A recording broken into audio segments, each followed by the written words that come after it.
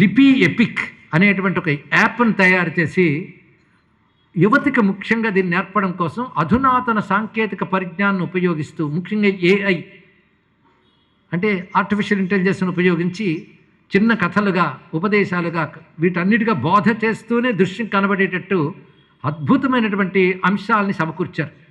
దీనిలో క్విజ్లు, అదేవిధంగా ప్రశ్నలు ఇత్యాదులన్నీ వేసి మంచి నేర్పరితనం వచ్చేటట్టుగా, ముఖ్యంగా నేటి యువతకి భారతం నుంచి స్ఫూర్తి పొందే అంశములు, వ్యక్తిత్వ వికాసానికి కావలసినవి, వాళ్ళు ఏ రంగంలో ఉన్నా ముందుకు పురోగమించడానికి కావలసినవన్నీ అందులోంచి పాఠాలుగా తీసుకుంటున్నారు, సమర్థవంతంగా చేస్తున్నారు.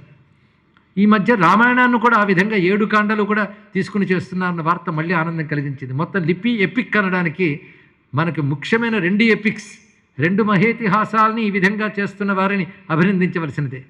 ఇప్పుడు ఎందరో అందులో అనుబంధం ఏర్పరచుకుని మంచి నేర్పరితనాన్ని పొందుతున్నారు.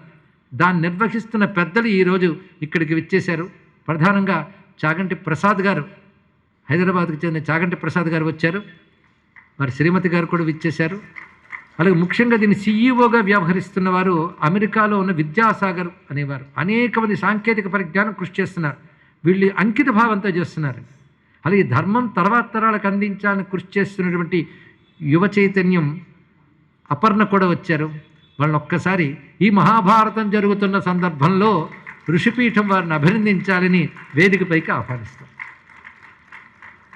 వీటి మీద ఉత్సాహం ఉన్న వాళ్ళు కూడా ఇందుకు చెప్పినట్టు లిపి ఎపిక్తో అనుబంధం ఏర్పరచుకోవచ్చు, వీటిలో నేర్చుకోవచ్చు. పైగా అలా నేర్చుకున్న వాళ్ళు, ఉత్తీర్ణులైన వారికి కూడా నా ద్వారా యోగ్యతా పత్రాలు ఇవ్వాలి వాళ్ళు అనుకుంటున్నారు. ఆ సుముహూర్తం కూడా త్వరలో రావాలని అనుకుందాం.